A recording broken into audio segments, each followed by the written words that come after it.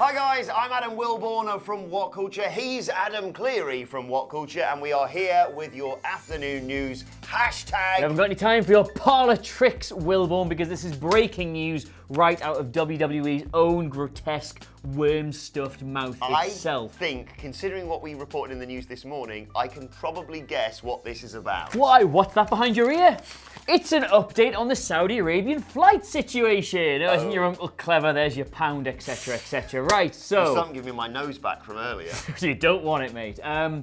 Yeah, so what we knew was that WWE's roster, its talent, pretty much all the hundreds of people who've been involved in putting on one of these big overseas spectacles, had been trapped in Saudi Arabia, had been unable to leave, and thus the SmackDown show was in jeopardy, which is bad because it's supposed to be in Buffalo, New York.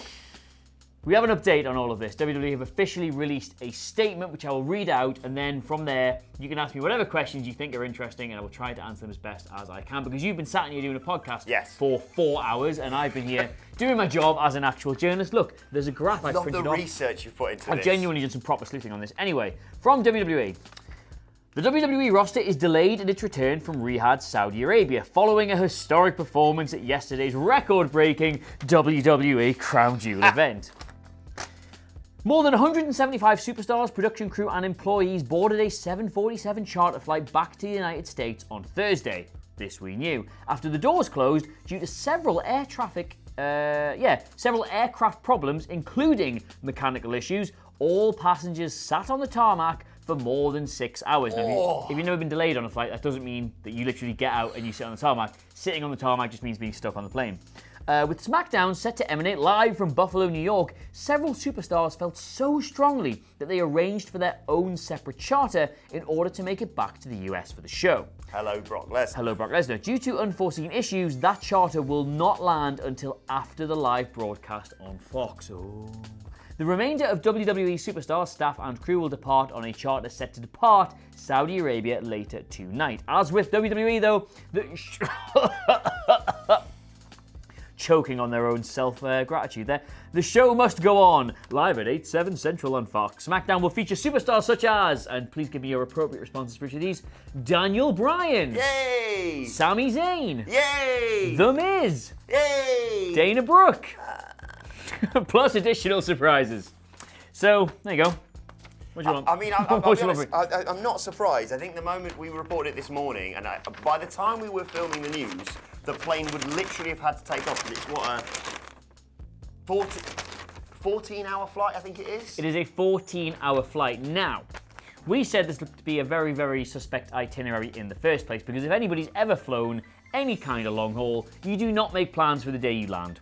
You just don't. You go to New York on holiday? Right, what are we doing day one? Well, we're getting there, then we'll go to a hotel, and if we've got time for food, we'll get some food. That's like literally all you do. So for them to try and put on SmackDown 3 hours after their flight was supposed to land is always going to be a recipe for disaster. Now, I promise you a graph.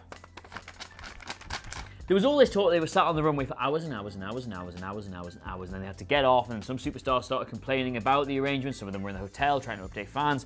Dave Meltzer tweeted, "Live by the sword, die by the sword," which is either a very clever reference to the Saudi Arabian flag, or he literally had no idea what he was talking about, and he's just done that because he heard it somewhere. Now, there was only one... I'm guessing the latter, considering his track record recently. There is now, even if this is a private charter, the flight still has to be listed on air traffic control plans, so it still is a matter of public record as to where it is. So you go on those Skyscanner sites, you can still see. Now, the only flight out of Riyadh to America, full stop, all day, was SV-23 that was going from Riyadh to New York City, going to JFK. SmackDown is emanating from Buffalo, New York. Now that was taking off at 5 in the morning, Saudi Arabian time, and landing 1 p.m. US time. So plenty of time to sort of get everybody turned around and get to that show. And that's all due to the time difference. All due to the time difference, yeah. It's a 14-hour flight. Now, that flight was delayed, sat on the tarmac for 1 hour, but then did take off. It is probably just landing in the US as we're recording this video right now. It might have just landed. Now that is clearly the flight they're going to put everybody on. It's the only thing going into the US. It's the one that everybody must have been on, but they took everybody off that flight, and Yeah. Now, if you're thinking, why would that flight still be going if they took all the WWE stars off? That is a 747. Is it a 747? That is a 747. It has the capacity to hold 280 passengers. So if WWE took 175 people off that flight, there is still over 100 passengers who are going to New York, provided, of course, it was sold out. But given it's the only flight going to America all day, I imagine no matter where you're going in the US, you've got a connection. That's probably the flight you are on. So, this talk about how they were sat on the tarmac for hours and then it didn't take off. Nowhere in this statement, by the way, do they actually say that the flight didn't go ahead. They just said there was several issues. Now, Dave Meltzer, amongst other people, has come out and said the issues were not technical nor geographical. So it wasn't a case of that the itinerary was undoable or that the plane couldn't go, despite what WWE is saying. That was apparently not going to be the case. So what we do know is that there was a flight out of Riyadh going to New York. It sat on the tarmac for 1 hour, which tallies in with what we know, but then it did actually take off. In the same time, all of the WWE stars were returned to various airports, returned to various hotels and things like that. Now, what's interesting about that is you think, it's a bit weird. Like, if the flight went, if that is indeed the right flight, we don't know for definite, but it's probably the right flight. If that is the right flight and everybody got taken off it and did go ahead, what's all this got to do with it? Sean Ross Sapp this morning tweeted, now this didn't seem like too much at the time rather than a bit of speculation, but he did tweet, there were rumours among talent that Vince McMahon got into some kind of disagreement in Saudi Arabia, though I haven't been able to fully confirm that. Now, if this was a flight that had been chartered by their hosts in Saudi Arabia, they could conceivably refuse to let them leave until certain issues have been resolved. Now, we do not know for a split second what those issues could be at all, but if there is a suggestion that there's some kind of disagreement between WWE and their host in Saudi Arabia, that would explain why a flight wasn't allowed to leave for an hour, and then when the WWE stars were taken off it, it was then allowed to leave. You can speculate wildly in the comments below, because literally that could mean absolutely anything, but what I'm willing to say fairly confidently is that this statement by WWE, including the great graph I printed off about Flight SV23, is that I'll buy that for a goddamn second. No. Just I smell a conspiracy. After the door closed due to several aircraft problems, including mechanical issues, all passengers sat on the tarmac for more than 6 hours. There is currently no evidence whatsoever to say that Riyadh Airport had a flight on its runway for 6 hours. This is great research, Thank you very much. I'm a journalist, believe it or not. So, yeah, I mean, it could all be bollocks. I should clarify that. I've done a lot of research. Spent a lot of time, doesn't mean I've got a lot of results. We should also mention that quite a lot of talent have been a little bit pissed off by all this. I saw some tweets. The tweets that have been doing the rounds. Andrade had said, bad day on Saudi Arabia. Obviously, it's in Saudi Arabia. That's why Vince won't give him a push. I hope to arrive before my birthday, which is quite good of him. Buddy Murphy tweeted, never again. Absolutely fair enough on that one. And Humberto tweeted something which has been deleted, but I didn't see it. I've just heard he did a tweet that he deleted. Ooh. So you probably all know what that is. I didn't have time to look that one up before I came in. So we were speculating earlier that there were 12 talent that did get on a plane. There are. Brock Lesnar, Hulk Hogan and Vince McMahon apparently got on their own personal flights and left.